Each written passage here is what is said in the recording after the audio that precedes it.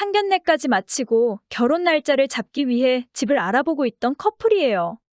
저희는 양가에서 지원받을 수 있는 정도가 비슷해서 경제적인 문제로는 싸울 거리가 되지 않더라고요. 결혼은 비슷한 사람끼리 해야 탈이 없다던 말이 맞나 봐요. 어느 한쪽이 기울거나 지원을 더 받게 되면 거기서 오는 트러블이 상당할 것 같아요. 사실 결혼 준비하면서 사소한 것 하나까지 티격태격 하잖아요. 정말 기본적인 집 위치부터 혼수, 예단, 예물, 예식장 등등 신경 쓸 일이 너무 많아요. 저희 커플이 둘 다 고집이 세거든요. 연애 때부터 작은 다툼은 잦았어요. 시간이 지나고 보면 서로 생각하는 바가 달랐을 뿐 누가 틀린 건 아니었는데 말이에요. 그렇게 지내다 보니 미운 정이라도 들었는지 결혼까지 자연스럽게 생각을 하게 됐습니다. 저희는 양가에서 조금씩 지원을 받기로 했어요. 저는 가장 먼저 해야 할 일이 집을 구하는 거라 생각하거든요. 결혼식 끝내고도 집을 못 구해놨으면 어떡해요? 물론 모든 걸 동시에 알아보는 게 좋겠지만 가장 먼저 알아봐야 하고 많은 시간이 들어가는 게 집을 구하는 문제죠. 집을 구할 때도 의견 차이가 있었어요. 빚을 내서라도 집을 매매해야 한다는 입장과 전세로 시작하고 돈을 모아서 나중에 집을 매매해야 한다는 입장이요. 굳이 누가 어떤 입장이었는지는 밝히지 않겠습니다.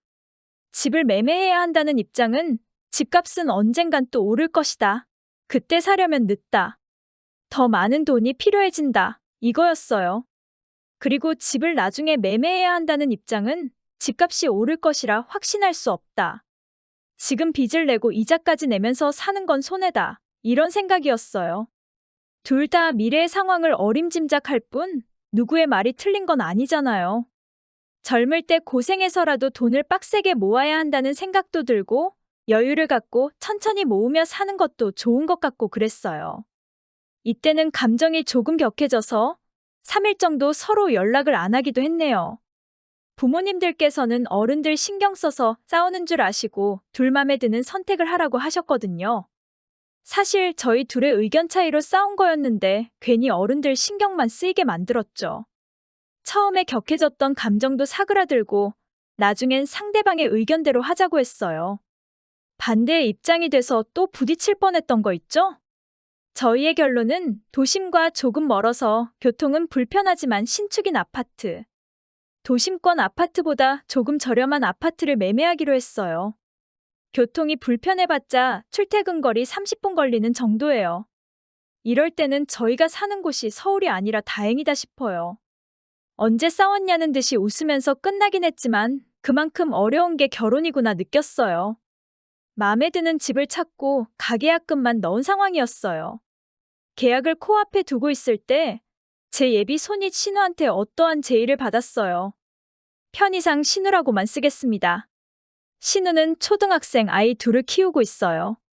제가 예비 시댁에 인사드리러 갔을 때도 부모님만 뵀던지라 신우 가족들은 어떤지 잘 모릅니다. 얼굴은 본 적이 있지만 정말 잠깐 마주친 게 전부거든요. 제의는 얘랑을 통해서 받았고 얘랑은 저와 상의를 하기 위해 얘기를 꺼냈어요. 신우가 한 제의는 자기네 아파트에 들어오면 어떻겠냐 이거였어요. 신우네 집은 도심과 저희가 알아본 집의 중간 정도의 위치에 있습니다. 확실히 저희가 알아본 집보다 좋은 위치는 맞아요. 근데 연식이 꽤 된 걸로 알고 있어요. 정확히 신우네 식구들은 아이 둘까지 네 식구에 강아지 2마리를 같이 키우고 있어요. 신우네 집을 놀러 가보지 않아서 집이 어떤지는 잘 모르거든요. 당연히 작은 평수는 아닐 거라 생각하고 너무 집이 커서 힘들 것 같다.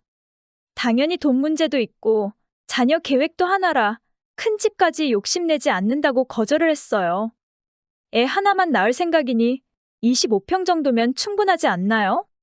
그리고 제가 털 달린 애완동물은 케어할 자신이 없어서 저희 식구 외에 다른 식구는 들이지 않을 예정이거든요.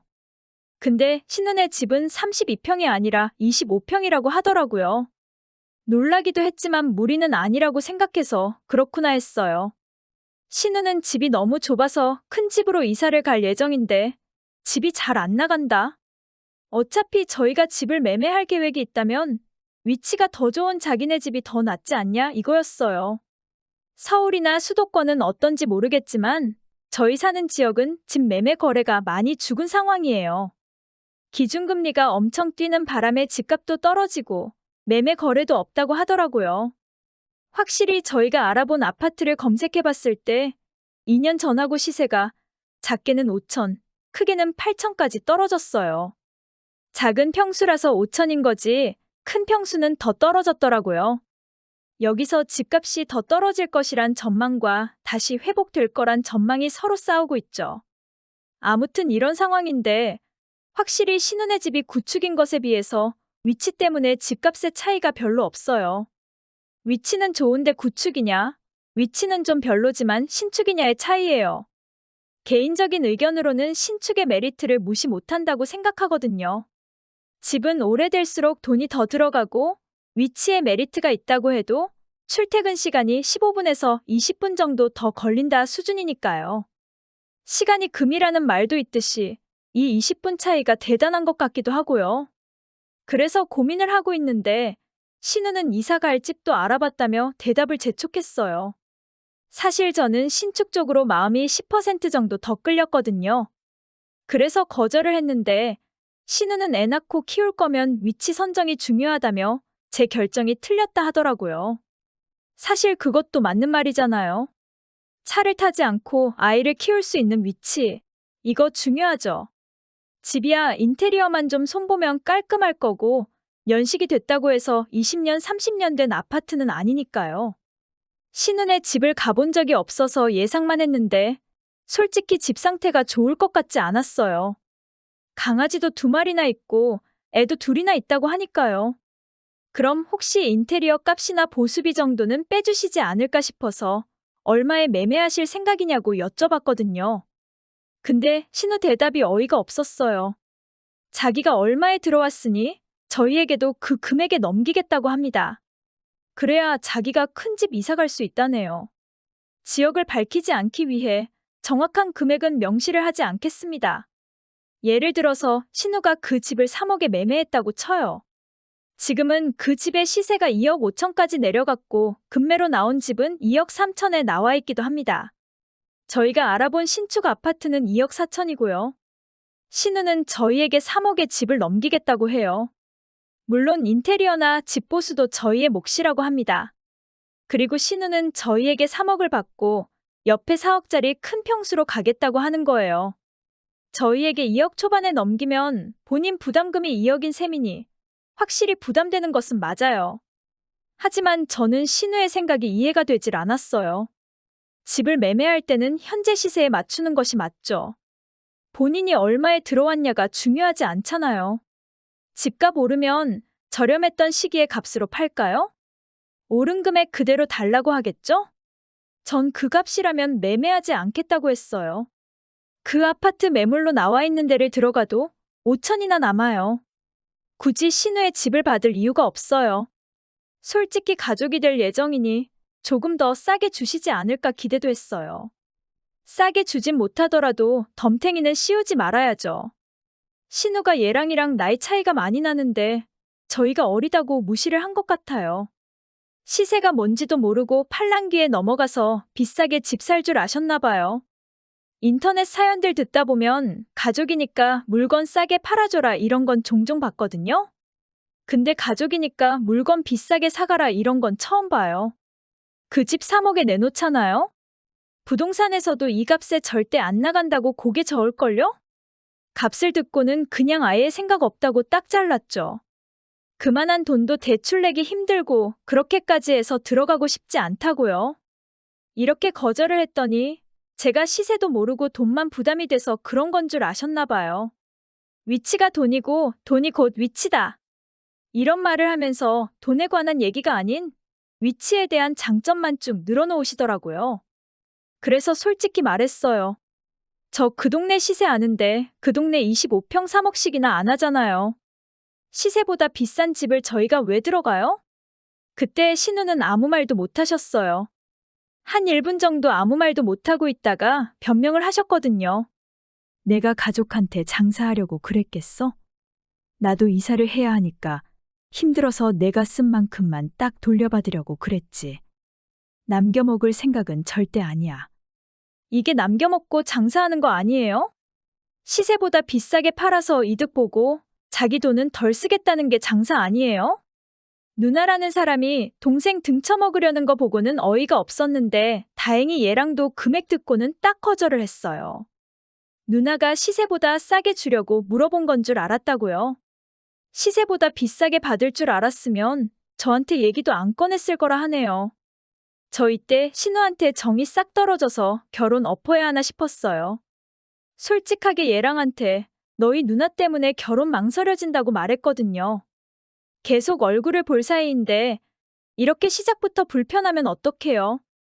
얘랑은 누나가 헛소리 할 때마다 막아주겠다며 이번 일도 그냥은 넘어가지 않을 거라고 하고 돌아갔어요.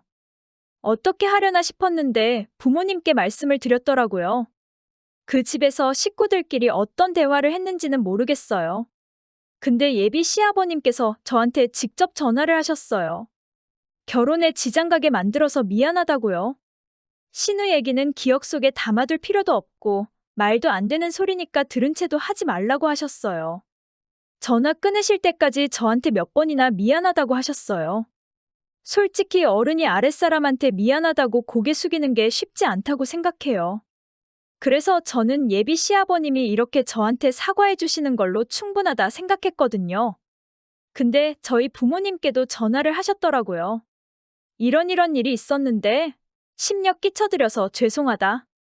앞으론 이런 일 절대 없도록 단돌이 제대로 하겠다고 하셨대요. 저희 부모님께서는 전혀 모르고 있던 일이라 어안이 벙벙 하셨다네요. 저희 부모님도 저와 생각이 같았어요. 물론 신우의 행동이 잘못되긴 했지만 이렇게 시부모님 되실 분들이 중심을 잡아주시면 괜찮겠다 하셨어요. 그 뒤로 신우에게는 어떠한 얘기도 들려오지 않았고 저희는 처음에 알아봤던 아파트 매매 계약까지 무사히 마쳤어요. 신우네가 그 집을 3억에 절대 팔 수 없을 테니 이사는 물 건너 간 거겠죠. 결혼 준비를 하면서 많은 상황들에 부딪히고 여기서 갈라서는 커플들도 많다고 들었어요. 먼 나라의 일인 줄만 알았던 일들이 제게도 펼쳐졌는데 큰 산 하나를 넘은 것 같아요. 만약 여기서 예비 시부모님과 얘랑이 누나의 의견을 따르겠다 말했으면 저도 이때 갈라서는 커플 중 한 명이 되었겠죠? 살다 보면 많은 큰 산을 마주치게 되겠지만 흔들림 없이 현명하게 헤쳐나가는 그런 사람이 되고 싶어요. 예시까지 한 달도 채 남지 않았는데 설레면서도 두려운 기분이 아직 남아있어요. 잘 해낼 수 있을지 걱정도 되지만 마음 굳게 먹고 앞으로 나아가려 합니다. 많은 응원 부탁드려요.